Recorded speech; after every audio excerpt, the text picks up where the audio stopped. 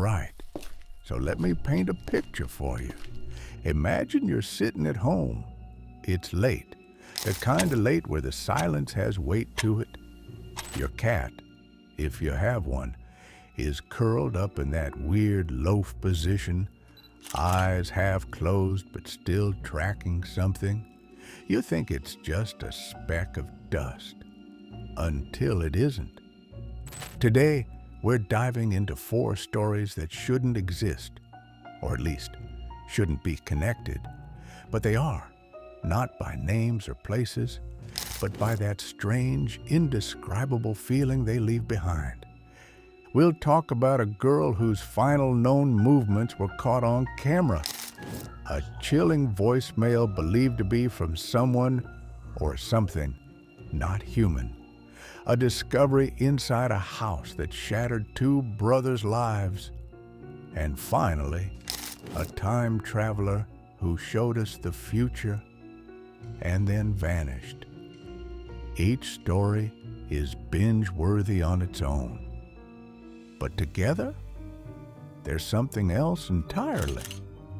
If you find yourself drawn to the strange, the unexplained, the things that whisper when the world gets quiet, subscribe. That way, when the next mystery surfaces, you'll be ready. Let's begin. On January 26, 2013, 21-year-old Elisa Lamb checked into the Cecil Hotel in downtown Los Angeles. She was alone, just a Canadian college student on a solo trip through California, posting cheerful updates, shopping in bookstores, and documenting her journey online. She was just another traveler passing through LA. But within 48 hours, something had already started watching her. 4 days later, Elisa stopped responding to messages. She missed her checkout date. Then the hotel staff called the police. At first, it looked like a missing persons case. But when officers checked the surveillance footage, the story changed. They released the now infamous elevator video, and the internet never forgot it. Elisa steps inside, presses several buttons, and then freezes. She ducks into the corner, peeks into the hallway like she's being followed, steps out, steps back in. Then she waves at something or someone, but no one else is there. The elevator door never closes, not once, and Elisa was never seen alive again. For nearly 3 weeks, she was gone. No trace, no leads. Then hotel guests started complaining. The water tasted strange. It was dark, sluggish, metallic. A maintenance worker went to inspect the rooftop tanks, and when he opened one of them, he found her, Elisa's body, floating just below the surface. She was naked. Her clothes were found nearby. No visible wounds, no alcohol, no drugs. The water tank was sealed. The rooftop was locked, alarmed. No one heard a thing, and no one could explain how she got up there. Police ruled it an accidental drowning, brought on by a manic episode. Case closed. But the internet didn't buy it. Why didn't the elevator door work? Why didn't the search dogs find her scent on the roof? And how did she reach a locked, alarmed hatch unnoticed without setting anything off? Some pointed to Elisa's mental health, others to the Cecil Hotel's grim history, murders, overdoses, even serial killers. But some believe something else got in the elevator with her. Something the footage couldn't quite capture. But you can feel it, watching, waiting, moving just outside the frame. Today, the Cecil still stands, the elevator still runs, And if you're ever inside it, late at night, and the door refuses to close, you might not be the only one in there. Some stories haunt because they never finished. Elisa's case wasn't just tragic, it was unfinished in all the wrong ways. Like a book with the last page ripped out, replaced by silence. But what if, instead of silence, something tried to speak? Because in our next story, a man received a voicemail. It wasn't from a friend, it wasn't from this world, and when he played it back, it sounded like a warning. In March of 2018, a man named Ty was scrolling through his phone when he noticed something odd. A voicemail, no caller ID, no timestamp, just there, sitting in his inbox. He pressed play. At first, it sounded robotic. A flat, emotionless voice reciting letters in the NATO phonetic alphabet. Delta, Alpha, November, Golf, Echo, Romeo, Sierra, Oscar, Sierra. He wrote them down, and when he translated the code, the message spelled out danger, SOS. It is dire for you to evacuate. Be cautious. They are not human. The message didn't end there. After the warning came a series of numbers, coordinates. When Ty plugged them into a map, his stomach dropped. They pointed to a spot in the Indian Ocean, near the last known location of Malaysia Airlines Flight 370. For years, conspiracy theories surrounded MH370, the plane that vanished with 239 people on board.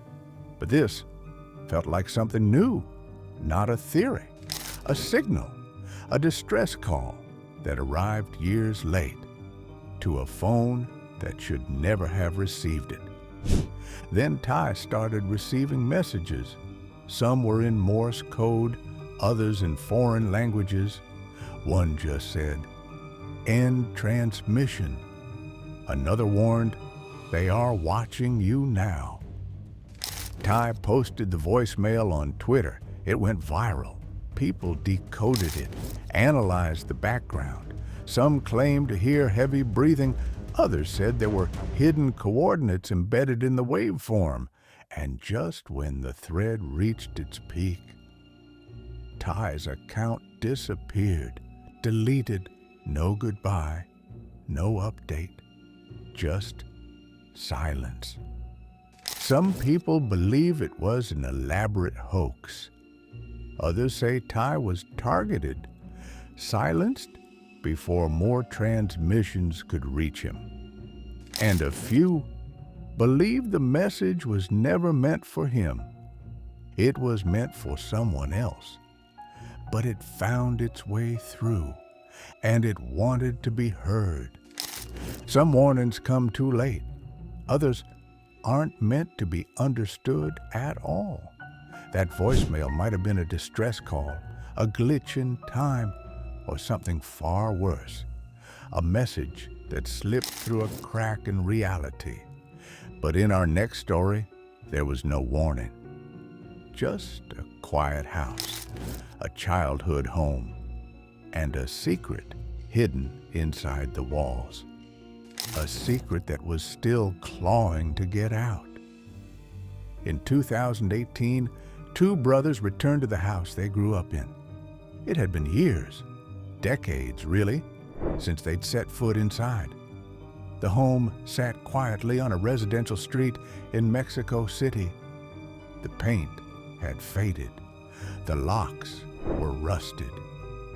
But inside, it was preserved like a memory or a grave. When the brothers were teenagers, their mother vanished.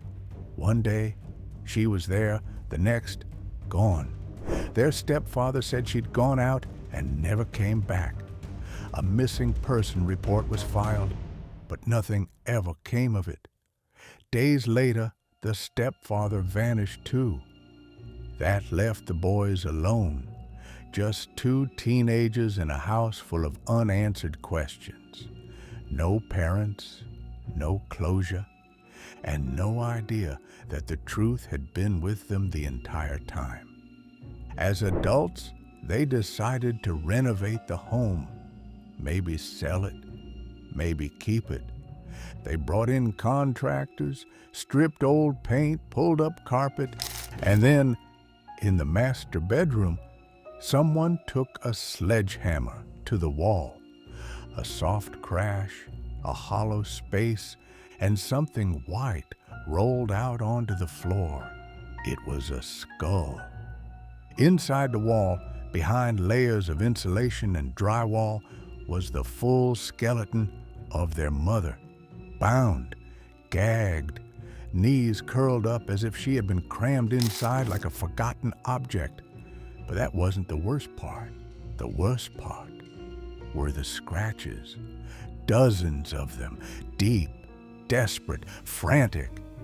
She had been alive in there. She had screamed. She had clawed, and no one had heard her. The brothers stood in silence, the truth crashing in all at once. She never left. She never abandoned them. She was just inches away the entire time. Police suspected the stepfather, but he was long gone. Disappeared days after she did. He was never found. And now, after all these years, even if he was still alive, he'd be over 90. He may never face justice. But inside that house, in that room, on the other side of that wall, she waited.